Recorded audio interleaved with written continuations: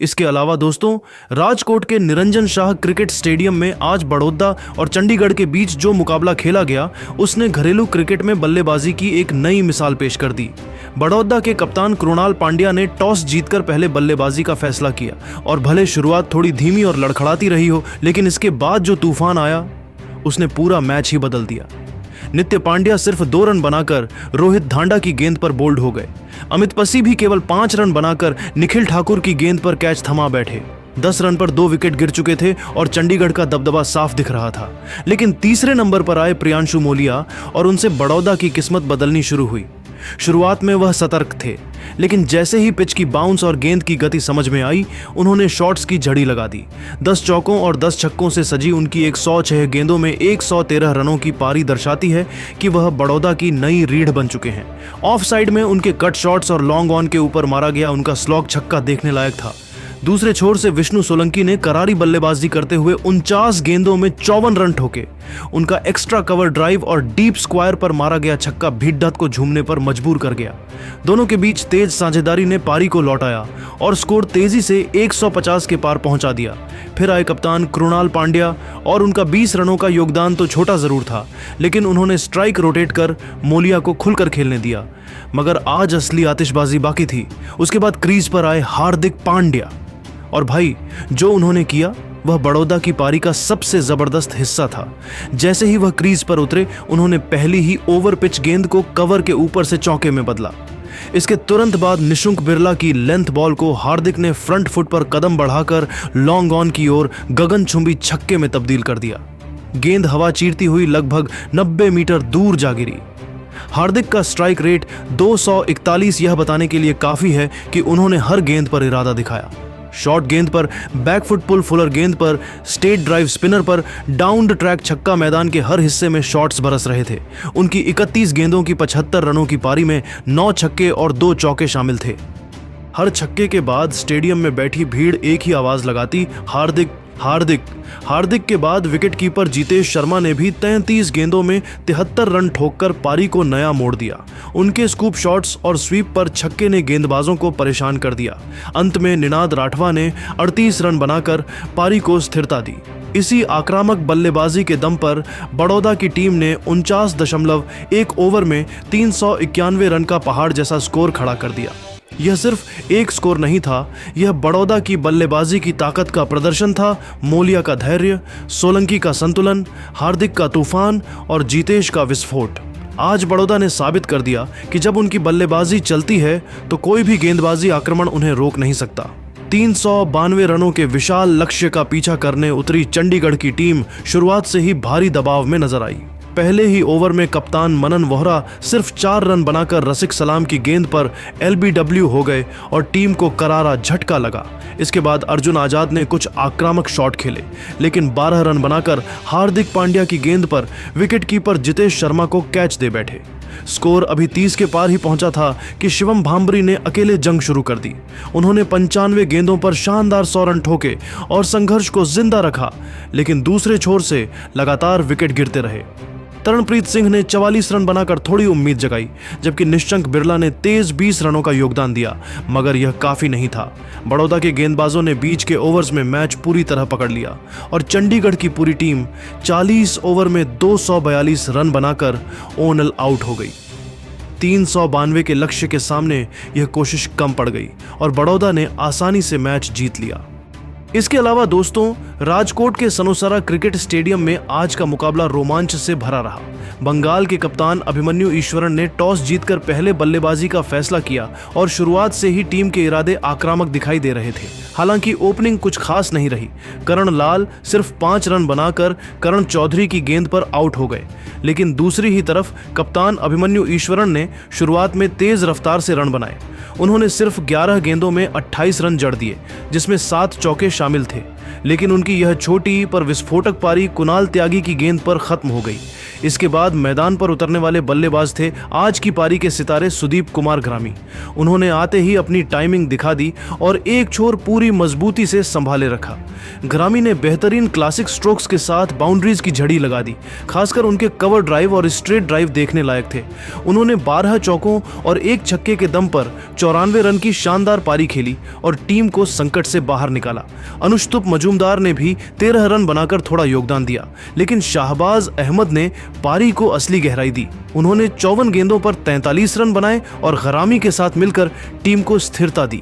Middle order थोड़ा लड़खड़ाया, लेकिन फिर आकाशदीप ने अंत में आकर 33 रन की ताबड़तोड़ पारी खेलकर स्कोर को तेजी से आगे बढ़ाया। उन्होंने 16 गेंदों में 43 रन बनाए ही 4 चौके जड़कर विपक्षी गेंदबाजों के प्लान बिगाड़ दिए। अंत में मोहम्मद शमी ने 10 रन जोड़कर थोड़ा और धक्का दिया और बंगाल की पूरी टीम 45.1 ओवर में 269 रन पर ऑल आउट हो गई। विप्रज निगम और कारण चौधरी सबसे सफल गेंदबाज रहे और उन्होंने अपनी लाइन लेंथ से बंगाल को बड़ी साझेदारियां करने नहीं दी। यह पारी उतार चढ़ाव से भरी रही, लेकिन घरामी, ईश्वरन और शाहबाज की शानदार बल्लेबाजी के दम पर बंगाल एक प्रतिस्पर्धी स्कोर खड़ा करने में सफल रहा।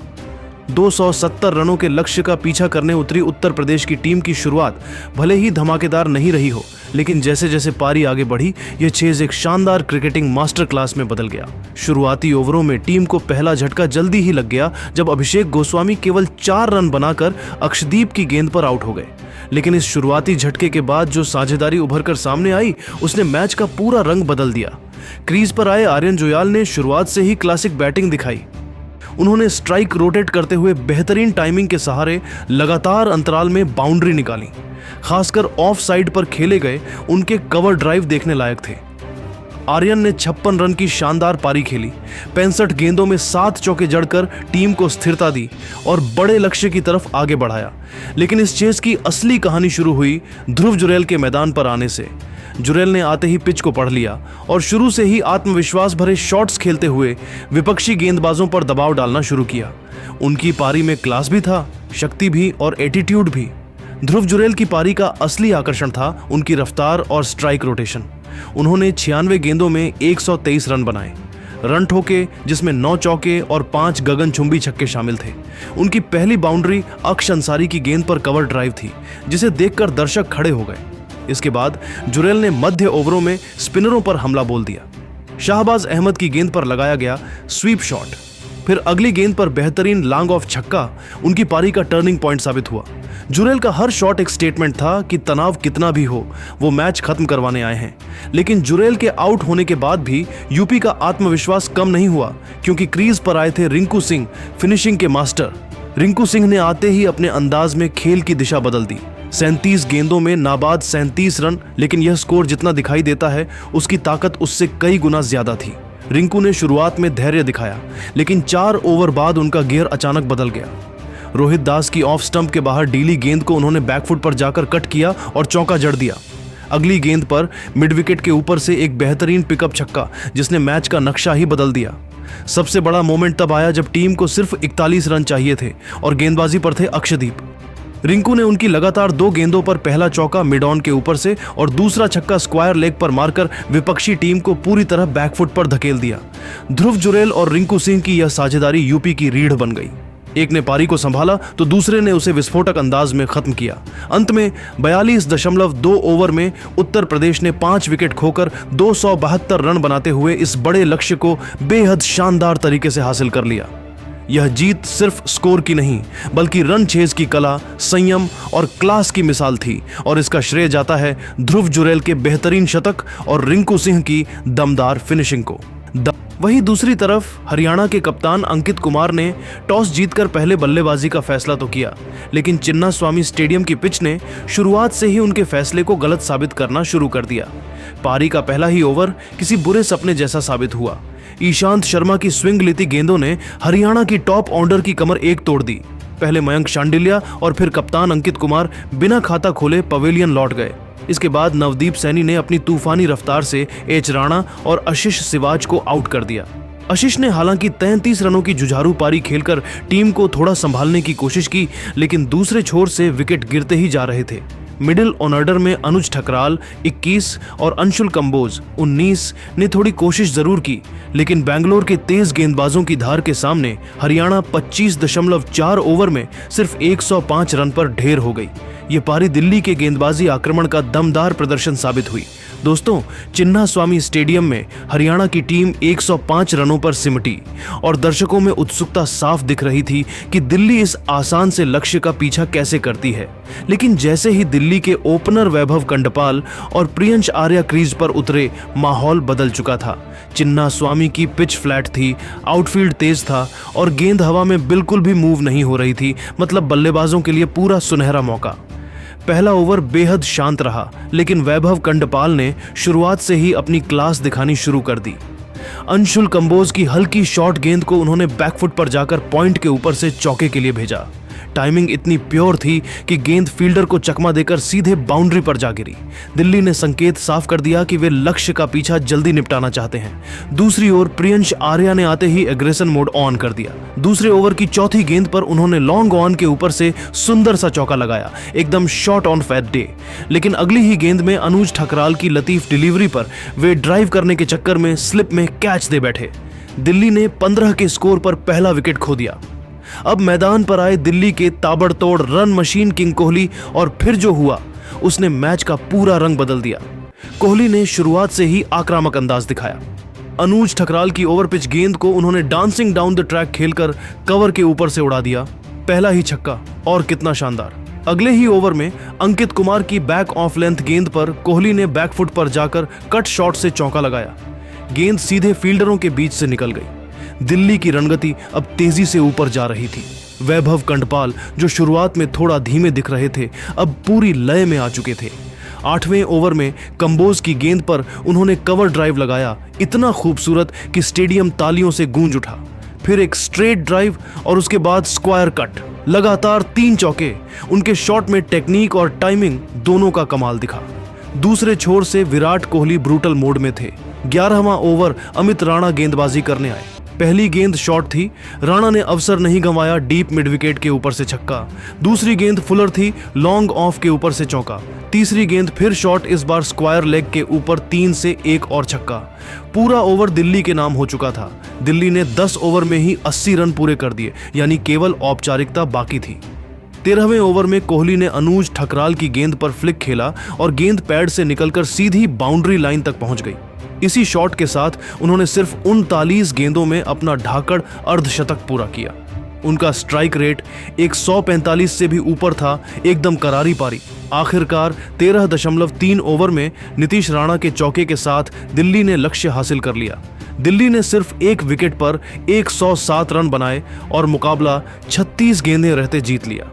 विराट कोहली ने 39 गेंदों में तूफानी 57 रन बनाए, वहीं वैभव कंडपाल 28 रन बनाए। दिल्ली की यह चेज इतनी क्लीन, इतनी तेज और इतनी जानदार रही कि दर्शक बार बार यही बोलते नजर आए, यही है दिल्ली का दम, यही है। दोस्तों, विजय हजारे ट्रॉफी 2025 से 26 में आज का दिन ऐसा रहा मानो पूरे भारतीय घरेलू क्रिकेट में बिजली दौड़ गई हो।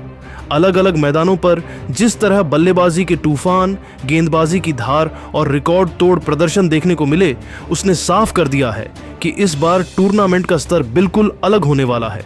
दिल्ली में विराट का तूफानी अर्धशतक, मुंबई के लिए रोहित शर्मा का धमाका, बड़ौदा के लिए हार्दिक पांड्या की ताबड़तोड़ पारी, महाराष्ट्र के ऋतुराज गायकवाड़ का क्लासिक शतक और उत्तर प्रदेश के ध्रुव जुरैल व रिंकू सिंह की जबरदस्त साझेदारी, हर मैदान एक नई कहानी सुना रहा था। जयपुर हो या राजकोट, बेंगलुरु हो या अहमदाबाद, हर जगह बल्लेबाजों ने पावर हिटिंग की हदें लांघ दी और गेंदबाजों ने अपनी तेजी और सटीकता से मैचों में जान डाल दी। आज कई युवा चमके सीनियर खिलाड़ियों ने अपने अनुभव का कमाल दिखाया और कुछ प्रदर्शन ऐसे रहे जिन्होंने सीधे चयनकर्ताओं का ध्यान खींच लिया। तो दोस्तों, आज हम आपको बताएंगे कि किन किन मुकाबलों में क्या क्या धमाका हुआ, कौन रहा सबसे बड़ा स्टार और किसने पूरे टूर्नामेंट की दिशा बदल दी। जुड़े रहिए, क्योंकि विजय हजारे का यह सीजन अभी शुरू ही हुआ है और आगे सिर्फ आग ही आग है। वही दोस्तों, जयपुर के डॉक्टर सोनी क्रिकेट स्टेडियम में आज महाराष्ट्र और गोवा के बीच खेले गए इस मुकाबले ने शुरुआत से ही दर्शकों में गजब का उत्साह भर दिया। टॉस जीतकर महाराष्ट्र के कप्तान ऋतुराज गायकवाड़ ने पहले बल्लेबाजी करने का फैसला किया और यह फैसला आखिर क्यों इतना महत्वपूर्ण साबित हुआ, उसकी असली झलक हमें उनकी शानदार पारी में देखने को मिली। पहली गेंद से ही साफ था कि यह पिच बल्लेबाजों के लिए आसान नहीं रहने वाली। गेंद रुककर आ रही थी और सीम मूवमेंट भी था। यही वजह रही कि महाराष्ट्र की शुरुआत बेहद खराब रही। पहला झटका लगा पृथ्वी शॉ के रूप में, जो सिर्फ 1 रन बनाकर दीपराज गावस्कर के हाथों कैच आउट हुए। इसके बाद अर्शीन कुलकर्णी और अंकित बावने भी खाता खोलने से पहले ही आउट हो गए, जिससे महाराष्ट्र 7 रन पर 3 विकेट गंवाकर गहरे संकट में आ गया। भीड़ शांत थी, लेकिन तभी आया वह पल जिसने मैच की तस्वीर बदल दी। क्रीज पर उतरते हैं कप्तान ऋतुराज गायकवाड़। ऋतुराज ने शुरुआत बेहद संयम के साथ की। तेज गेंदबाजी पर उन्होंने डिफेंस को तरजीह दी, लेकिन जैसे ही लॉन्ग हाफ वाली गेंद मिली, उन्होंने कवर ड्राइव से पहला चौका जड़कर संकेत दे दिया कि पारी संभालने के साथ साथ रन भी बहेंगे। 10वें ओवर में ऋतुराज ने वासुकी कौशिक की गेंद को कदम आगे बढ़ाकर एक्स्ट्रा कवर के ऊपर उछाला। यह शॉट पारी के मोड़ को दर्शा रहा था। दूसरी ओर सिद्धार्थ माथरे भी संघर्ष करते रहे, लेकिन 3 रन बनाकर आउट हो गए। महाराष्ट्र 24 पर 4 विकेट खो चुका था। यहां से शुरू हुआ अर्थुराज का साइलेंट स्टॉर्म। उन्होंने हर ओवर में स्ट्राइक रोटेट की, गलत गेंद पर चौका जड्ढा और पारी को एक लीडर की तरह आगे बढ़ाया। जब विक्की ओस्टवाल क्रीज पर आए तो गायकवाड़ पहले ही सेट हो चुके थे। ओस्टवाल ने धीमी शुरुआत की, लेकिन अर्थुराज नॉन स्ट्राइक छोर से उन्हें लगातार बैकअप देते रहे। उन्होंने विकेट कीपर की ओर शानदार फ्लिक मारा, बैकवर्ड पॉइंट पर दमदार कट लगाया और धीरे धीरे खेल को गति दी। ओस्टवाल ने 53 रन बनाए और टीम को स्थिरता दी। मध्य ओवरों में उन्होंने कौशिक की गेंद पर 2 शानदार चौके, अर्जुन तेंदुलकर की ऑफ स्टंप से बाहर गेंद को कवर ड्राइव, विकास कंवर सिंह की फुलर गेंद को लॉन्ग ऑफ पर ऊंचा छक्का, ललित यादव की स्पिन पर स्वीप, रिवर्स स्वीप और एक दमदार छक्का। ऋतुराज हर तरीके का शॉट खेल रहे थे। टाइमिंग, प्लेसमेंट और कंट्रोल, तीनों का शानदार मिश्रण। जब राजवर्धन हंगरगेकर क्रीज पर आए तब स्कोर धीमा चल रहा था, लेकिन दोनों ने मिलकर 40वें ओवर के बाद रन गति को तेजी दी। हंगरगेकर ने सिर्फ 19 गेंदों में 32 रन ठोक डाले। एक बड़े छक्के के साथ उन्होंने बाउंड्री लाइन पर दर्शकों को खड़े होने पर मजबूर कर दिया। अर्थुराज इस बीच अपने क्लासिक अंदाज में टिके रहे और 134 नॉट आउट रन बनाकर नाबाद लौटे। यह ऐसी कप्तानी पारी थी जिसने टीम को संकट से निकालकर एक सम्मानजनक स्कोर तक पहुंचाने में अहम भूमिका निभाई। अंत में महाराष्ट्र ने 50 ओवर में 249 रन 7 विकेट पर खड़ा किया। यह स्कोर चाहे बहुत बड़ा न लगे, लेकिन जिस तरह शुरुआत रही थी उसे देखते हुए यह पारी अर्थुराज गायकवाड़ के दम पर ही बनी थी। उनकी यह शानदार पारी आज के मैच की सबसे बड़ी कहानी बन गई। 250 रनों के लक्ष्य का पीछा करने उतरी गोवा की टीम की शुरुआत संभली हुई रही। कश्यप बखले और स्नेहल कौठनकर ने पहले ही ओवरों में स्ट्राइक रोटेट करते हुए दबाव कम किया। कश्यप ने प्रवीण लाइनों पर खूबसूरत कवर ड्राइव और बैकफुट पंच लगाकर शुरुआत में ही लय पकड़ ली। दूसरी ओर स्नेहल ने बेहद धैर्य से खेल दिखाया।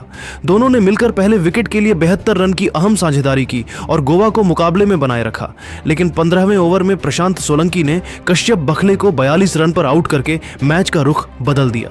जल्द ही सौरभ नसायले ने अभिनव तेजराना को भी 16 रन पर पवेलियन भेज दिया और गोवा थोड़े दबाव में आ गया।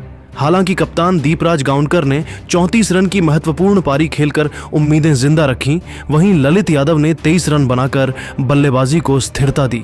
36 ओवर तक गोवा 6 विकेट गंवाकर 185 पर पहुंच चुका था और लक्ष्य अब भी दूर था। मैच पूरी तरह रोमांच में तब्दील हो चुका था। दोस्तों, आज जयपुरिया विद्यालय ग्राउंड स्टेडियम में मुंबई और पंजाब के बीच खेले गए मुकाबले में पंजाब के कप्तान अभिषेक शर्मा ने टॉस जीतकर पहले बल्लेबाजी करने का फैसला लिया। लेकिन पंजाब की शुरुआत वैसी नहीं रही जैसी वो उम्मीद कर रहे थे। पहले ही कुछ ओवरों में टीम लड़खड़ा गई और मुंबई के गेंदबाजों ने दबाव बनाना शुरू कर दिया। ओपनर अभिषेक शर्मा शुरुआत में 2 खूबसूरत चौके जरूर लगाए, लेकिन सैराज पाटिल की बाहर जाती गेंद को ड्राइव करने की कोशिश में वह 10 गेंदों में 8 रन बनाकर आउट हो गए। उनके बाद आए प्रभसिमरन सिंह ने कुछ एग्रेशन दिखाया और तेज 9 गेंदों में 11 रन बनाए, लेकिन ओंकार तरमाले की शानदार गेंद ने उनकी पारी खत्म कर दी। तीसरे ओवर में पंजाब को सबसे बड़ा झटका तब लगा जब हरनूर सिंह बिना खाता खोले LBW आउट हो गए। यहां से टीम 3 विकेट खोकर सिर्फ कुछ ही रन के भीतर संकट में थी, लेकिन इसके बाद अनमोलप्रीत सिंह और नमन धीर ने पारी को संभालने की कोशिश की। अनमोलप्रीत ने बेहद संयम से खेलते हुए 75 गेंदों में 57 रन बनाए, जिसमें 6 चौके भी शामिल थे। दूसरी ओर नमन धीर ने 29 गेंदों में 22 रन बनाकर साझेदारी को गति देने की कोशिश की, लेकिन शिवम दुबे ने उन्हें पवेलियन भेज दिया। पंजाब की पारी का सबसे दमदार प्रदर्शन रहा रमनदीप सिंह का, जिन्होंने दबाव भरी स्थिति में शानदार 74 गेंदों में 72 रन ठोके और टीम को सम्मानजनक स्कोर की ओर खींचा। लेकिन दूसरे छोर से विकेट गिरते रहे। कृष्ण भगत बिना रन बनाए आउट हुए, जबकि हरप्रीत बरार 40 गेंदों में 15 रन बनाकर चलते बने।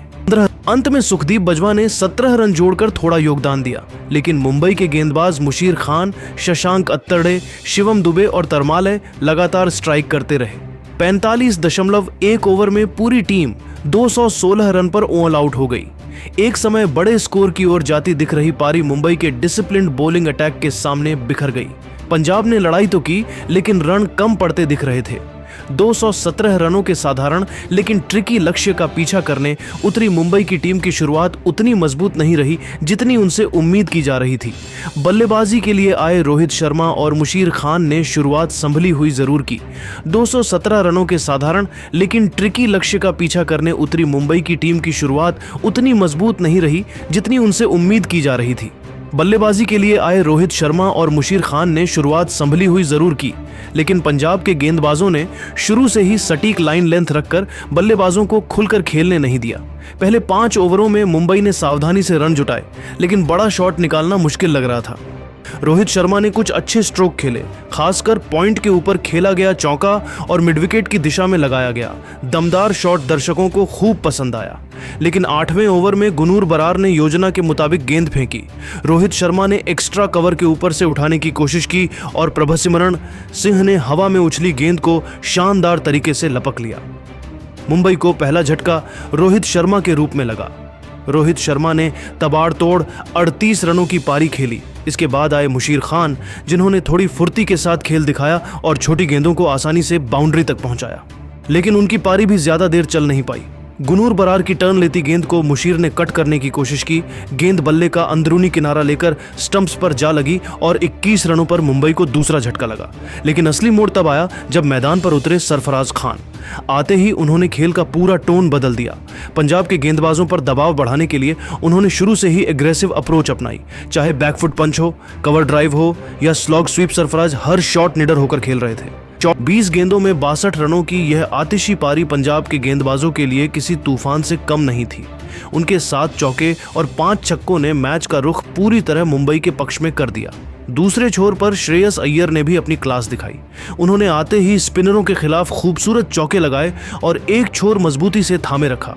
अय्यर ने 34 गेंदों में 45 रन की तेज पारी खेलकर पूरी मुंबई टीम में आत्मविश्वास भर दिया।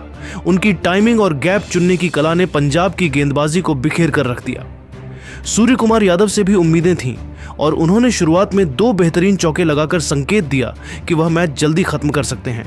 लेकिन गुनूर बरार की शॉर्ट गेंद को पुल करने की कोशिश में वह 12 गेंदों में 15 रन बनाकर आउट हो गए। उसके बाद शिवम दुबे और हार्दिक तामोरे से उम्मीद थी कि वे अय्यर के साथ साझेदारी बनाकर लक्ष्य तक पहुंच जाएंगे, लेकिन पंजाब के गेंदबाजों ने बीच के ओवरों में बेहतरीन वापसी की। सुखदीप बजवा ने दुबे को 12 के स्कोर पर आउट किया, वहीं हारनूर सिंह ने हार्दिक तामोरे को सिर्फ 15 रन पर चलता किया। आखिरी उम्मीद शम्स मुलानी और शशांक अत्तरडे पर थी, लेकिन पंजाब की गेंदबाजी ने यहां कोई ढिलाई नहीं बरती। मार्कंडे ने आखिरी ओवरों में 2 त्वरित विकेट लिए और मुंबई की पारी को अचानक बिखेर दिया। तरमाले भी बिना खाता खोले आउट हो गए। मुंबई की पूरी टीम 26.2 ओवर में 215 रन पर ऑल आउट हो गई। सिर्फ 2 रन से लक्ष्य से पीछे रह गई। 217 जैसे आसान लक्ष्य का पीछा करते हुए मुंबई की यह हार बताती है कि क्रिकेट में कोई स्कोर छोटा नहीं होता और दबाव में की गई गलतियां बड़े मैच पलट देती हैं।